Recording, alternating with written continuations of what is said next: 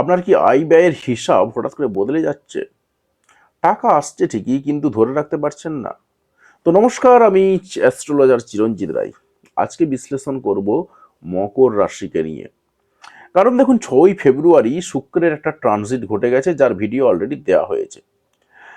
তো সেই শুক্র কোথায় প্রবেশ করেছে? না, কুম্ভ রাশিতে।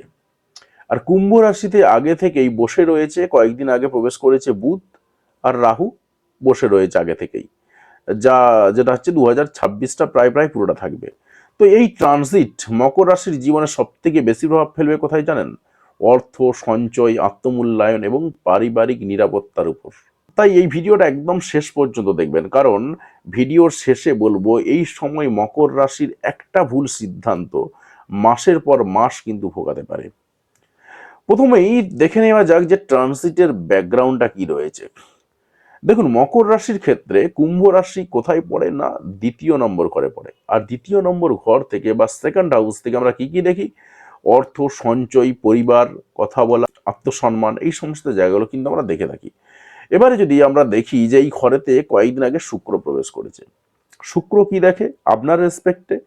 বিলাসবহুল জীবনযাত্রা, আরাম, খরচ, সম্পর্ক, এই সমস্ত জায়গাগুলো দেখে। এবারে বুধ যে কয়েকটা দিন আগে প্রবেশ করেছে, সেই কি দেখে? হিসাব, পরিকল্পনা, কথাবার্তা, এই সমস্ত জায়গাগুলো দেখে। আর রাহু যে অলরেডি আগে থেকেই প্রবেশ করে রয়েছে এবং গোটা 2026টা পুরোটাই থাকবে, সে কি দেখে? লোভ, হঠাৎ লাভ কিংবা হঠাৎ লোকসান, এই জায়গাগুলো দেখে। এবারে আপনার জন্য এই যে ট্রানজিট, এই ট্রানজিটটা কি হতে চলেছে? মানি অ্যান্ড ভ্যালু ট্রানজিট।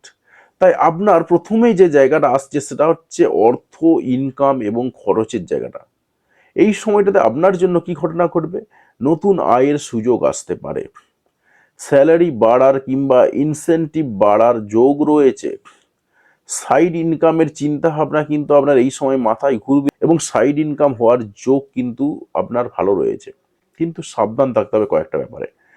আপনি একটু অতিরিক্ত বিলাসবহুল কাজকর্মে খরচা করে ফেলতে পারেন, তাই এই জায়গাটা আপনাকে একটু সাবধানে থাকতে হবে। আপনি ঋণের চাপে জড়িয়ে যেতে পারেন কিংবা ইএমআই চক্করে ফেঁসে যেতে পারেন, সেই জায়গাটা কিন্তু আপনাকে একটু লক্ষ্য নজর রাখতে হবে। তাই এই সময় টাকা নয়, প্ল্যান আপনাকে বাঁচাবে।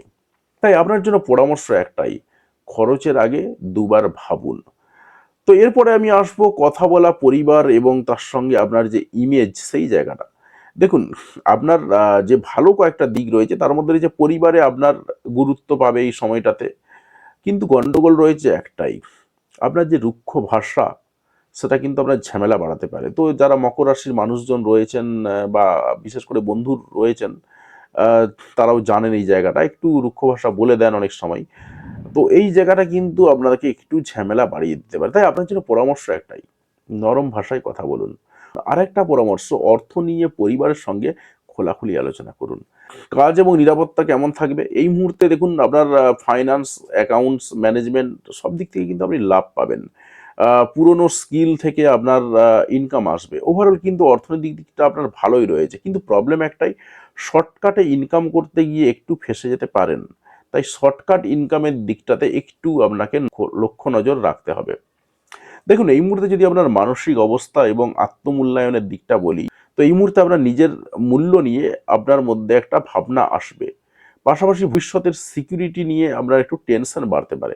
তাই পরামর্শ আপনার জন্য কিন্তু এখানে দুটো রয়েছে। একটা হচ্ছে লক্ষ্য লিখে ফেলুন, আর লং টার্মে ভাবুন, শর্ট টার্মে কিন্তু ভাববেন না। তো মকর রাশির এই মুহূর্তে যে সমস্ত কাজগুলো একদমই করা উচিত হবে না, সেটা কিরকম? হঠাৎ করে কোনো বড় বিনিয়োগে নামা যাবে না।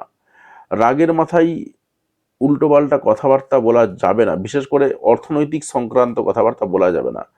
কাউকে অন্ধভাবে বিশ্বাস করে টাকা পয়সা ধার দেওয়া যাবে না।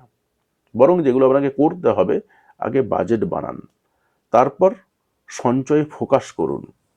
তো আপনার জন্য সংক্ষেপে যদি দু চার কথা বলা যায়, সেটা হচ্ছে এই ট্রানজিট আপনার জীবনে অর্থ এবং আত্মমূল্যায়নকে নতুনভাবে গুছিয়ে নেওয়ার একটা সুযোগ তৈরি করে দিচ্ছে। তাই এই জায়গাতে আপনাকে কিন্তু লোভটাকে একটু নিয়ন্ত্রণ করতে হবে। তাই লোভটাকে নিয়ন্ত্রণ করলেই কিন্তু আপনার আলটিমেটলি গোল পূর্ণ হয়ে যাবে। আর লোভ করলে কিন্তু ক্ষতি হবে। তো আপনি যদি মকর রাশির জাতক হয়ে থাকেন সেক্ষেত্রে অবশ্যই কমেন্টে লিখে জানান যে আপনি মকর রাশির জাতক। আর এই ভিডিওটা শেয়ার করুন আপনার সেই বন্ধুর সাথে যিনি একটু টাকা পয়সা নিয়ে একটু মেন্টাল স্ট্রেসের মধ্যে যাচ্ছেন। আর এরকম ডিটেলস রাশিগত বিশ্লেষণ পাওয়ার জন্য এই চ্যানেলটাকে সাবস্ক্রাইব করতে কোনোভাবেই ভুলবেন না। আর যদি ফেসবুক থেকে দেখে থাকেন সেক্ষেত্রে পেজটাকে ফলো করতে কোনোভাবেই ভুলবেন না। তাহলে আপনার জন্য একটাই কথা, এই সময় স্থির থাকাই মকর রাশির সবচেয়ে বড় শক্তি।